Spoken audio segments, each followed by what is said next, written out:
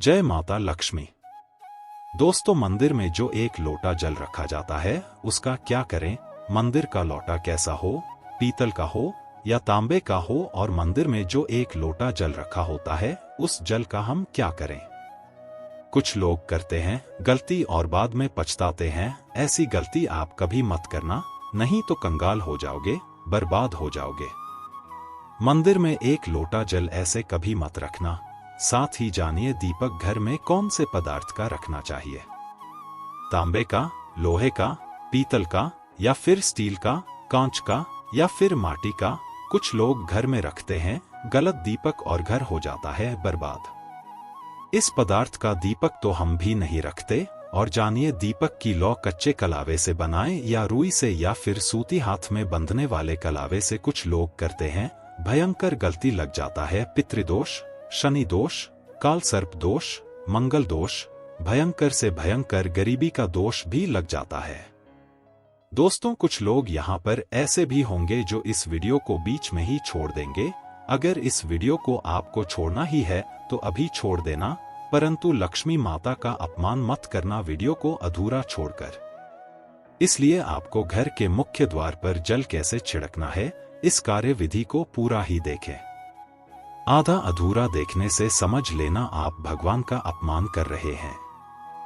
दोस्तों, बहुत समय से आप लोगों के प्रश्न आ रहे हैं कि मुख्य द्वार पर जल छिड़कने का सही समय क्या होता है और सही विधि क्या होती है, के समय हमें जल छिड़कना चाहिए, और क्या मुख्य द्वार पर जल छिड़कने के लिए स्नान करना आवश्यक है या बिना स्नान किए भी मुख्य द्वार पर जल का छिड़काव किया जा सकता है झाड़ू लगाने से पहले या फिर झाड़ू लगाने के बाद जल छिड़कना चाहिए। और एक और प्रश्न आया है कि क्या पीरियड्स में हम अपने घर के मुख्य द्वार पर जल का छिड़काव कर सकते हैं या मुख्य द्वार पर दीप दान कर सकते हैं। और जल से ही जुड़ा हुआ एक और प्रश्न है आपका कि मंदिर में जो प्रतिदिन हम एक लोटा जल रखते हैं उस जल का हमें क्या करना चाहिए, किस प्रकार प्रयोग करना चाहिए। क्या हम उसे खाने में प्रयोग कर सकते हैं या फिर हम किसी पौधे में डाल सकते हैं। उस जल का उपयोग किस प्रकार से होना चाहिए। और कुछ लोगों का कहना यह है कि जब हम मुख्य द्वार पर जल छिड़कते हैं तो घर के अंदर की तरफ से जल छिड़के या घर के बाहर की तरफ से जल का छिड़काव करें। इसके बारे में कई लोग शंका में है। आज यह शंका भी दूर हो जाएगी। और मुख्य द्वार पर जल छिड़कने से संबंधित आपका अगला प्रश्न है कि कई ऐसे लोग हैं जो कि फ्लैट में रहते हैं, कुछ ऐसे लोग हैं जो कि किराए के मकान में रहते हैं, एक ही कमरे में रहते हैं, तो उन्हें अपने घर पर मुख्य द्वार पर दीप दान किस प्रकार से करना चाहिए, जल कहाँ छिड़कना चाहिए, मतलब वह इस जगह को मुख्य द्वार मानकर वहां पर मुख्य द्वार से जुड़े हुए उपाय करे। तो आज की वीडियो पूरी तरह से आपके प्रश्नों पर ही आधारित है। मुख्य द्वार पर जल छिड़कने का सही समय क्या होता है और सही विधि क्या होती है। तो देखिए, अगर आप मुख्य द्वार पर जल छिड़कते हैं तो आपको ध्यान रखना है कि जल आप एक दिन पहले ही, मतलब रात को सोने से पहले, एक पात्र में, कोई भी पात्र ले सकते हैं। जैसे कि आप एक तांबे का भी पात्र ले सकते हैं। तांबे का न हो तो आप पीतल का ले सकते हैं, स्टील का ले सकते हैं, चांदी का ले सकते हैं। जो भी पात्र आपके पास उपलब्ध हो, एक में थोड़ा सा गंगा जल डाल दीजिए और उसके ऊपर शुद्ध जल भर दीजिए। और हाँ, गंगा जल न हो तो भी परेशान होने की आवश्यकता नहीं है, सिर्फ शुद्ध जल से भी आप पात्र को भर सकते हैं। और उस जल से भरे पात्र को अपने घर की रसोई में रख दीजिए आप। जैसे कि आप अगले दिन सुबह उठकर इस जल का छिड़काव अपने घर के मुख्य द्वार पर करेंगे। अब बहुत से भक्तों के प्रश्न आए हैं कि क्या हम स्नान से पहले यह जल छिड़क सकते हैं या फिर स्नान करना आवश्यक है। देखिए, मुख्य द्वार पर जो सुबह सवेरे सबसे पहले जल छिड़का जाता है, जैसे कि जो रसोई में रखा हुआ जल होता है, यह एक तरीके से उपाय के तौर पर किया जाता है। दोस्तों, घर में किसी भी प्रकार की परेशानी हो, किसी भी प्रकार के दुख दर्द रहता हो, गरीबी हो या फिर कलह क्लेश बहुत अधिक रहता है, मतलब किसी भी प्रकार की नकारात्मक ऊर्जा से आप परेशान हैं, बहुत समय से परेशानियों में ही घिरे हुए हैं, तो ऐसे में घर की रसोई में रखा जाता है और यही जल घर के मुख्य द्वार पर सुबह उठकर छिड़का जाता है। इस जल के छिड़काव से आपके घर की कोई भी परेशानी हो बहुत शीघ्र समाप्त हो जाती है। इस उपाय को करने से आपके घर में सुख समृद्धि भी आती है, कलह क्लेश से भी मुक्ति मिलती है, बीमारियों से भी मुक्ति मिलती है। मतलब देखिए, किसी भी प्रकार की मानसिक परेशानी हो, शारीरिक परेशानी हो, आर्थिक तंगी हो, या आपके घर में कोई वास्तु दोष हो, किसी भी प्रकार का ग्रह दोष हो। जैसे कि कई बार ऐसा होता है कि कई लोगों के ऊपर कई प्रकार के बुरे ग्रह दोषों का प्रभाव होता है, जिसकी वजह से घर में परेशानियां हमेशा बनी रहती है।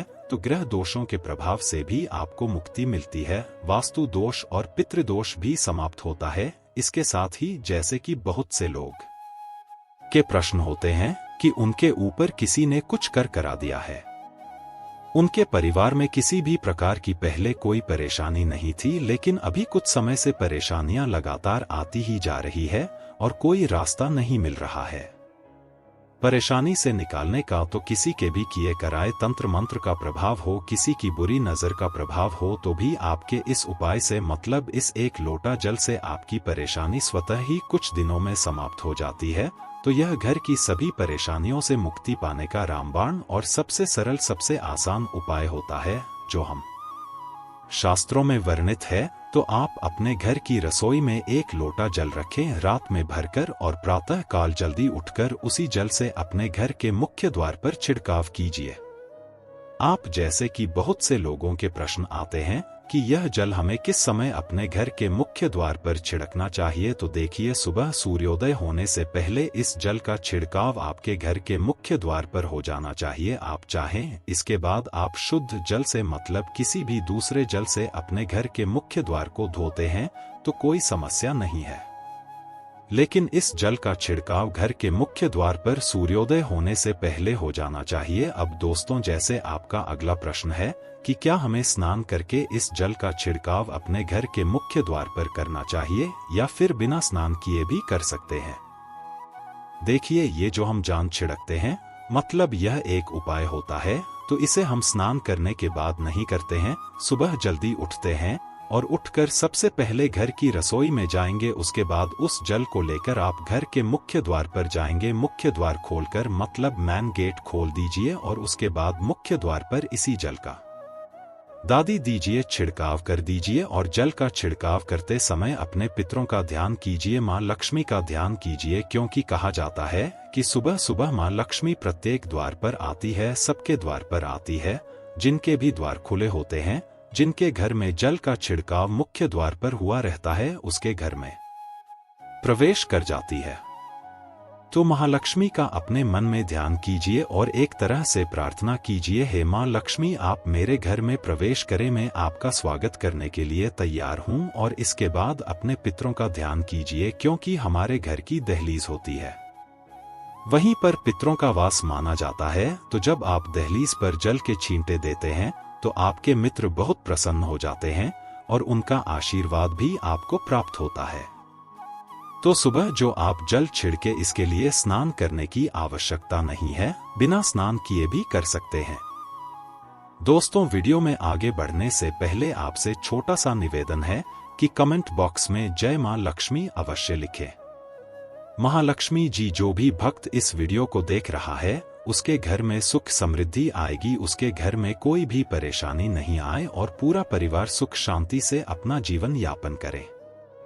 दोस्तों, अगर तुम में से कोई महालक्ष्मी जी को मानता है, तो अगर सच में ही भक्त हैं, आप इस वीडियो को लाइक करें, कमेंट बॉक्स में एक बार जाए महालक्ष्मी लिख देना और उसके मन में जो भी मनोकामना है वह पूरी कर देना। आप दोस्तों, आपका अगला प्रश्न है कि क्या झाड़ू लगाने के बाद हमें जल का छिड़काव करना चाहिए या फिर झाड़ू लगाने से पहले भी जल का छिड़काव कर सकते हैं।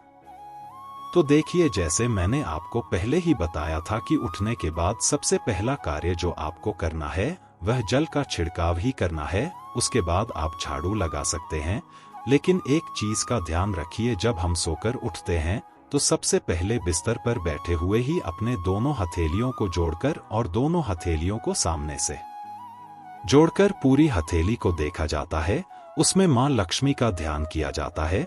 उसके साथ ही 5 देवताओं का ध्यान किया जाता है। 5 देवता कौन कौन से होते हैं? मां दुर्गा, भगवान शिव, भगवान श्री हरि, विष्णु, गणपति, गजानन और भगवान सूर्य देवता। 5 देवताओं का ध्यान हम अपने हाथों में ही करते हैं। हथेलियों में ही करते हैं। कारागृह लक्ष्मी कर, मध्य सरस्वती कर, मूल्य तो ब्रह्मा प्रभात कर दर्शन। दोस्तों, इस मंत्र का उच्चारण आप चाहें तो कर सकते हैं, नहीं करते हैं तो भी कोई बात नहीं। अपने इष्ट देवता का और 5 देवताओं का ध्यान अपनी हथेलियों में कर लीजिए। के बाद दोनों हाथ जोड़कर सभी देवी देवताओं को प्रणाम किया जाता है और उसके बाद अपने हाथ से पृथ्वी का स्पर्श करते हैं, धरती को छूकर प्रणाम करते हैं 2 बार या 3 बार और उसके बाद अपना दाहिना पांव पृथ्वी पर रखते हैं।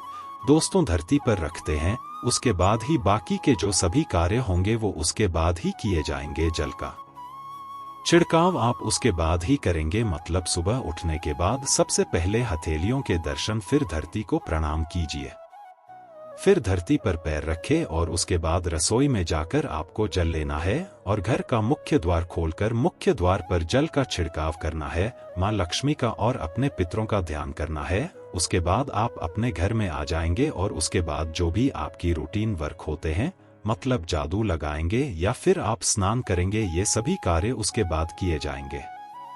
और आप जैसे कि कई लोगों के प्रश्न आते हैं कि जब हम जल का छिड़काव करते हैं, क्या उसी समय हम घर के मुख्य द्वार पर झाड़ू लगाकर और पानी डालकर क्या हम मुख्य द्वार की अच्छे से सफाई कर सकते हैं? जी हाँ, बिल्कुल कर सकते हैं। पहले आप जो रसोई में रखा हुआ जल है उस जल का छिड़काव कर दीजिए, उसके बाद और भी पानी कर, मतलब अगर आपके पास जल और उपलब्ध है तो और जल लेकर और घर के मुख्य द्वार की अच्छी तरह से झाड़ू से या कैसे भी सफाई कर सकते हैं। और कई लोगों के प्रश्न आए हैं कि हम किसी फ्लैट में रहते हैं या फिर किसी ऐसे कमरे में रहते हैं किराए के कमरे में कि हमारे पास एक ही कमरा है, तो हम जल का छिड़काव या फिर दीपदान कहां पर करें? कैसे हम अपना मुख्य द्वार माने देखिए जो आपका अपना कमरा है या फिर जो फ्लैट है आपका, जहां पर आपका नेम प्लेट लगा हुआ है, आप उसी स्थान पर दीपदान करेंगे और उसी स्थान पर आपको जल का छिड़काव करना है। मतलब जहां पर अगर एक ही कमरे का मकान है तो आपके कमरे का दरवाजा है, वहीं पर आपको थोड़ा सा जल छिड़कना है और वहीं पर आप दीपदान भी करेंगे, जो कि मुख्य द्वार से जुड़े हुए उपाय होते हैं। वह आप अपने घर के, मतलब जो अपना कमरा है उसके बिल्कुल दरवाजे के पास ही करेंगे। और आपका अगला प्रश्न है कि क्या पीरियड में हम अपने घर के मुख्य द्वार पर जल का छिड़काव कर सकते हैं, दीपदान कर सकते हैं? देखिए, जल का छिड़काव करने के लिए पीरियड हो या ना हो उससे कोई फर्क नहीं पड़ता, जल का छिड़काव कर सकते हैं। रही बात दी दान की, तो दीप दान देखिए कार्मिक पूजा में आ जाता है और कार्मिक पूजा हम बिना शुद्ध हुए नहीं कर सकते हैं, मतलब पीरियड समाप्त होने के बाद ही आप कर सकते हैं।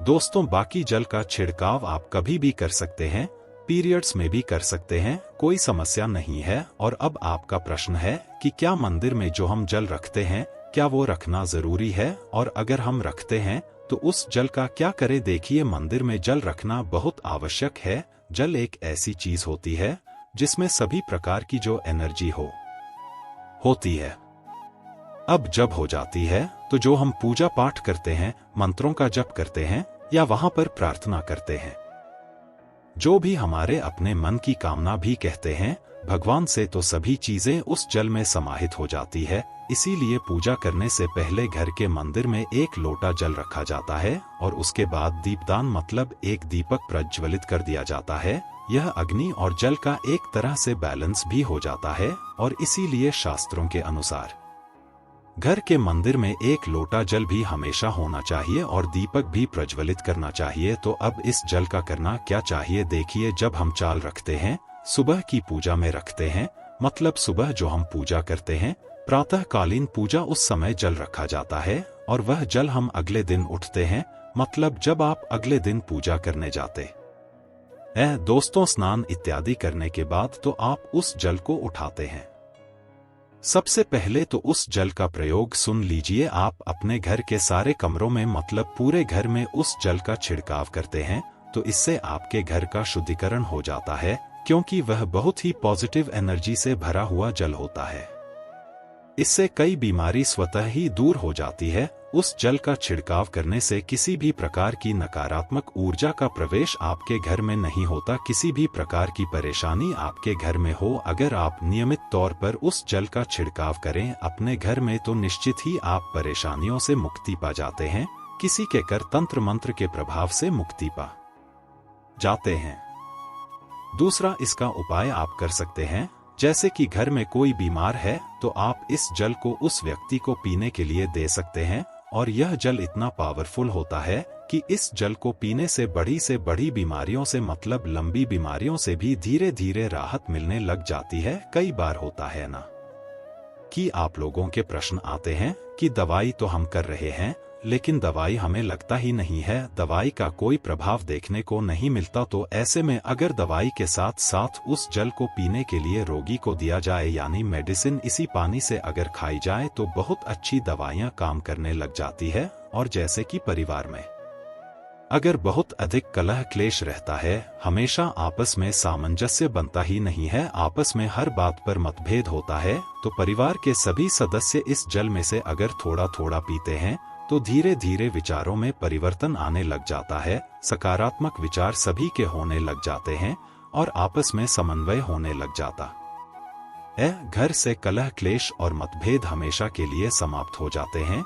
और मंदिर में रखे हुए जल का अगला उपाय क्या है, देखिए, अगर आप कोई दुकान करते हैं, कोई व्यापारिक स्थल है आपका, तो प्रतिदिन इसी जल में से थोड़ा सा जल ले जाकर दुकान पर व्यापारिक स्थल पर छिड़काव कीजिए। इससे आपका दुकान आपका काम बहुत अच्छा चलता है, मतलब किसी भी प्रकार की परेशानी आपके व्यापारिक स्थल पर नहीं आती है, क्योंकि जैसा मैंने आपको बताया यह जो जल होता है बहुत पावरफुल होता है, बहुत पॉजिटिव होता है। अब मंदिर में रखा एक लोटा जल पावरफुल और पॉजिटिव से भरा क्यों होता है, क्यों इसमें सकारात्मक ऊर्जा का भंडार होता है, आइए जानते हैं। देखिए, जल जो होता है अमृत हुआ, मीठे मीठे फल हुए, भोजन हुआ, अनाज हुआ, उससे भी बढ़कर माना जाता है। देवी देवता आपके दिए हुए इसी जल को ग्रहण करते हैं। मंदिर में एक लोटा जल रखना उतना ही जरूरी है जितना आप सुबह दोपहर शाम का भोजन करते हैं। जब हम भगवान की पूजा करते हैं और तांबे के पात्र में या पीतल के पात्र में एक लोटा जल जरूर रखते हैं। जल जो होता है सागर रूपी होता है और यही सागर आपकी नैया पार लगता है। मंदिर में एक लोटा जल रखने का कारण एक और यह होता है कि जो लोग भगवान को डेली भोजन नहीं करा सकते तो वह मंदिर में एक लोटा जल रखते हैं ताकि भगवान इसे ग्रहण करें और यह जल रूपी प्रसाद इसके अगले यह सुबह के समय आप प्रसाद समझकर ग्रहण करें। लेकिन याद रहे, मंदिर में रखा लोटा जल कभी भी तुलसी में अर्पित नहीं करना चाहिए। उसके लिए आप अलग से तांबे के पात्र से तुलसी में जल अर्पित कर सकते हैं, क्योंकि यह जल सभी देवी देवता ग्रहण करते हैं, तो इसीलिए तुलसी में डालना वर्जित है। लेकिन अगर आपके घर में लड्डू गोपाल है, राधा कृष्ण है और आप एक लोटा जल उनके लिए अर्पित करते हैं, तो आप अगले दिन यानी सुबह के समय बहुत जल्द तुलसी में चढ़ा सकते हैं। मंदिर में जो एक लोटा जल रखा होता है उसके अगले यानी सुबह के समय आप इस जल से अपनी आंखें जरूर धोया करें। इससे आंखों में रोशनी बढ़ती है और आंखों में जितने भी बीमारी आ जाती है वह दूर होती है। शास्त्रों के अनुसार जो लोग मंदिर में एक लोटा जल भरकर नहीं रखते तो उनके घर में अकाल पड़ जाता है, घर कंगाल हो जाता है, बर्बाद हो जाता है, परिवार में मुसीबतें आ जाती है और गरीबी का आगमन हो जाता है। आप चाहे तो एक लोटा जल में पुष्प आदि डालकर रखें सकते हैं, बहुत ही शुभ माना जाता है। मंदिर में जो जल रखा जाता है उससे हम और क्या क्या कर सकते हैं, आइए जानते हैं। तो इस जल का छिड़काव करने से बहुत सारी परेशानियां स्वतः ही समाप्त हो जाती है। जैसे अगर आपकी दुकान पर किसी की नजर लगी है, बहुत से लोगों के प्रश्न आते हैं कि हमारे काम को किसी ने बांध दिया है, मतलब किसी की बुरी नजर लग गई है कि पहले तो दुकान बहुत अच्छी चलती थी अब नहीं चल रही है, तो आप इस उपाय को कर सकते हैं। निश्चित ही बहुत जल्द ही आपको परेशानियों से मुक्ति मिल जाती है और दिन दुगनी रात चौगुनी आपके व्यापार में तरक्की होती है। और हाँ, मंदिर में रखे हुए जल को आप अपने घर की रसोई में खाना बनाने में पीने में भी प्रयोग कर सकते हैं, लेकिन खाना बनाने में प्रयोग तभी कीजिए जबकि आपके घर में बिल्कुल सात्विक भोजन बनता हो, मतलब लहसुन प्याज अगर आपके घर में बनता हो तो खाना बनाने में इस जल का प्रयोग नहीं किया जा सकता है। फिर आप इस जल को थोड़ा थोड़ा परिवार के सदस्य मिलकर ग्रहण कर सकते हैं और बचे हुए जल को आप अपने घर में पौधों में डाल सकते हैं। तो देखिए, ऐसा नहीं है कि मंदिर पर रखा हुआ जल बेकार होता है, किसी काम का नहीं होता है, बहुत सारे उपयोग इस जल के होते हैं। अगर हम सही तरीके से प्रयोग करें तो अपने जीवन की बहुत सारी परेशानियों का समाधान मात्र एक लोटा जल से हम कर सकते हैं। तो ध्यान रखिए कि मंत्रों से अभिमंत्रित जल बहुत महत्वपूर्ण होता है, बहुत शक्तिशाली होता है और हमारे घर के मंदिर पर रखा हुआ जल देवताओं का आशीर्वाद होता है, क्योंकि पूरे समय वह देवताओं के पास होता है, देवी देवता वहां पर रहते हैं। तो उस जल में हर प्रकार की शक्ति समाहित होती है, जो कि सकारात्मक शक्तियां होती है। और इस जल का प्रयोग अगर हम सही तरीके से करते हैं, मतलब उसको पीने में करते हैं, खाना बनाने में करते हैं, घर में जल का छिड़काव करने में करते हैं, तो इससे हमारी समस्याओं का समाधान होता है। और अगर कोई भी कार्य नियमित तौर पर मतलब प्रतिदिन किया जाता है तो उसका हमें लाभ प्राप्त होता है। कभी कभी करेंगे तो निश्चित ही आपको उतना लाभ दिखाई नहीं देगा, लेकिन अगर आप नियम बना लेंगे कि हर रोज उसी जल से घर में छिड़काव करना है, घर में प्रत्येक व्यक्ति को थोड़ा थोड़ा पीने के लिए देना है, बचे हुए जल को पौधों में डाल दीजिए, दुकान पर छिड़क दीजिए, अपने घर के व्यापारिक स्थल पर छिड़काव कीजिए, बच्चों की बुक्स शेष में, अपने घर की तिजोरी में, हर जगह इस जल का छिड़काव कीजिए और नियमित तौर पर कीजिए। चमत्कार आपको निश्चित ही देखने को मिलेगा। इसी प्रकार से जो रसोई में रखा हुआ जल होता है, उसका छिड़काव अपने घर के मुख्य द्वार पर कीजिए, तो इसका भी आपको लाभ बहुत ही शीघ्र दिखाई देगा। लेकिन इसे अपने रूटीन में शामिल करना होगा, प्रतिदिन नियम से यह कार्य करना होगा, तभी आपको लाभ देखने को मिलेंगे। और हाँ, कई लोगों के प्रश्न आते हैं कि मंदिर पर जो रखा हुआ होता है, तो जब हम अगले दिन उठाते हैं तो उसमें कई बार कुछ चीजें पड़ जाती है, कोई कीड़े मकोड़े पड़े जाते हैं, क्योंकि खुला होता है। तो क्या हम उसे सकते हैं? जी हाँ, बिल्कुल ढक सकते हैं। जब आप पूजा करते हैं सुबह के समय, तो जब तक पूजा कर रहे हैं, जब तक मंत्रोच्चारण कर रहे हैं, तब तक जल खुला रखें। और उसके बाद जैसे कि आप पूजा पर से उठते हैं, तो उससे पहले जल को किसी भी प्लेट से या कटोरी से ढक दीजिए। फिर जब आप अगले दिन उस जल को उठाएंगे तो बिल्कुल शुद्ध और साफ सुथरा जल आपको मिलेगा और उस जल का प्रयोग आप अपने किसी भी कार्य में कर सकते हैं। और दोस्तों, आप जब भी घर के मुख्य द्वार पर जल छिड़काव करें तो गणेश जी भगवान का यह मंत्र जरूर बोले, ओम गणपते नमः। और जो हमने आपको वीडियो में बताया है उसे ध्यान पूर्वक अच्छी तरीके से समझकर अपने घर के मुख्य द्वार पर जल का छिड़काव करें। दोस्तों, आप जानते हैं दीपक पदार्थ का होना चाहिए, लोहे का, तांबे पीतल का, कांसे का, या फिर स्टील का, या माटी का, या कांच का। आखिर घर में कौन सा दीपक शुभ माना जाता है रखना? अगर गलती से भी घर में गलत पदार्थ का दीपक रख लिया है तो पूरा घर अस्त व्यस्त हो जाएगा, कंगाल हो जाएगा, बर्बाद हो जाएगा। दोस्तों देखिए, स्टील के दीपक में पूजा करना घर में शनि को कुपित करता है। घर में लोहे के दीपक में पूजा नहीं करना चाहिए, घर बर्बाद हो जाता है, गरीबी आ जाती है। बाजार में लोगों को लुभाने के लिए कांच के दीपक भी आ गए हैं, बिल्कुल भी गलती से भी घर न लाएं, नहीं तो राहु केतु आपके घर चले आएंगे और घर बर्बाद हो जाएगा। कांच का दीपक शनि और राहु नाराज करता है, इससे निकली लौंग घर में तबाही ला सकती है। कांच का गर्म होना घर में रोग दोष परेशानी उत्पन्न होती है। कच्चा कलवा तथा रुई का दीपक जलाना सर्वश्रेष्ठ माना जाता है। जो लोग सूती धागा जो हाथ पर बांधा जाता है, कलवा, उससे लौकी की बातें बनाते हैं, तो उस घर में परेशानी और गरीबी आ जाती है हुई। और कच्चा कलवा ही शुभ माना जाता है। तांबे का दीपक, पीतल का दीपक, माटी का दीपक धन की देवी माता लक्ष्मी को आकर्षित करता है। घर में कोई और दीपक नहीं लाना चाहिए। पीतल और माटी का दीपक शुभ और मंगलकारी माना जाता है, जिससे शनि और राहु केतु भी प्रसन्न रहते हैं, मंगल भी भारी नहीं होता। दोस्तों, आप जानते हैं घर के बाहर या घर के अंदर दीपक जलाने के फायदे जानकर आप चौंक जाएंगे। खासकर घर के बाहर दीपक जलाने से 5 फायदे जो आपको चौंकाने वाले हैं। दोस्तों, यह बात तो आप जानते हैं कि भगवान की पूजा के दौरान दीपक जरूर जलाया जाता है। हिंदू धर्म में पूजा करते वक्त लोग देशी घी या सरसों के तेल का दीपक जरूर जलाते हैं तथा तिल के तेल का दीपक भी जलाते हैं। हालांकि पूजा के लिए भगवान के सामने दीपक जलाना सिर्फ पूजा का एक तरीका ही नहीं है, बल्कि घर में दिया जलाना या घर के बाहर दिया जलाना कई तरह के फायदे मिलते हैं।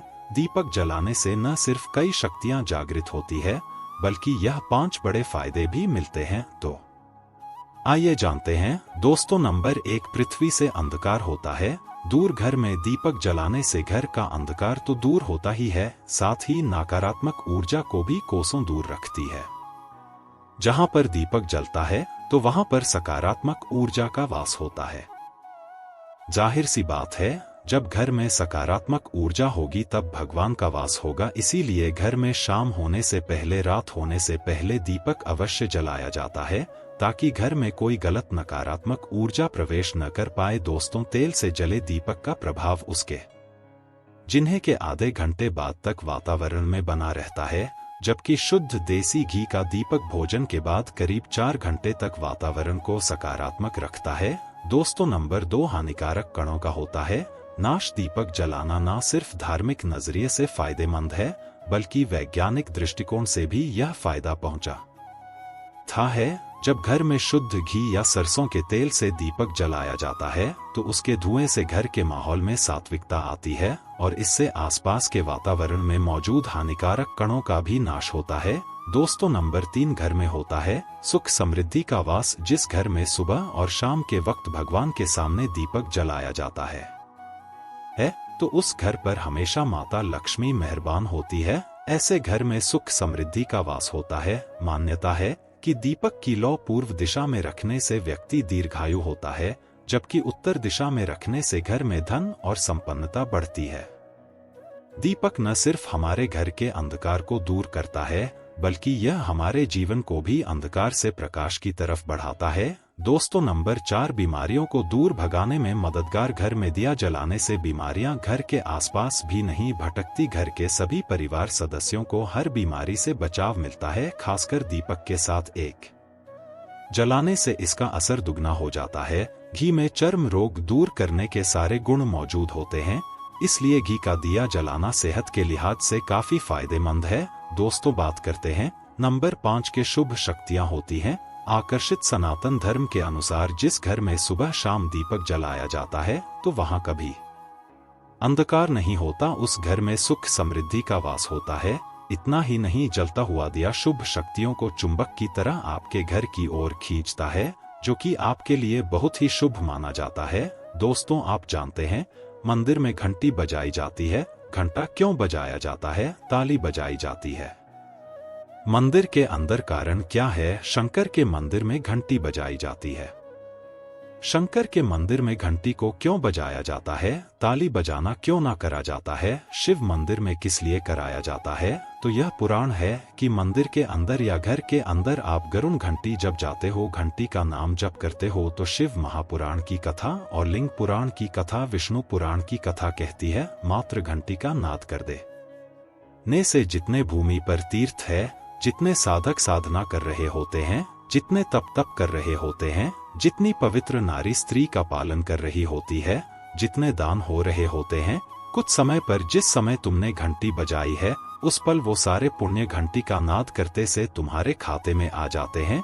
शंकर जी के मंदिर में जाकर डाली का नाद किया जाता है। डाली मंदिर में क्यों बजाई जाती है? मंदिर में जितने भी बैठे होंगे, जो भजन कर रहे होंगे, जो साधना कर रहे हैं, अभिषेक कर रहा है, पूजन कर रहा है, 3 बार ताली बजाने से उनका सारा का सारा पुण्य हमारे खाते में आ जाता है, खिंचा चला आता है, हमारा भाग्य प्रबल हो जाता है, 1 सेकंड में हमारे खाते में आ जाता है और हमें लगता है हम शंकर को रिझा रहे हैं। शंकर को रिझाया शिव जरूर देते हैं। घर में गरुड़ घंटी का नाद करना। दोस्तों, इसलिए बच्चों को खेलने के लिए घंटी नहीं दी जाती। गरुड़ घंटी कोई खेलने को नहीं देता, दूसरा सामान दे देंगे, पर गरुड़ घंटी नहीं देंगे। क्यों नहीं देते? क्योंकि गरुड़ घंटी का जब नाद किया जाता है तो सबका पुण्य हमारे खाते में जाता है। कोई साधारण है। घंटी बजाना भोजन के समय, स्मरण के समय पर भजन आदि करना चाहिए, इसीलिए घंटी भी हर कभी नहीं बजाई जाती। और आपसे भी निवेदन है,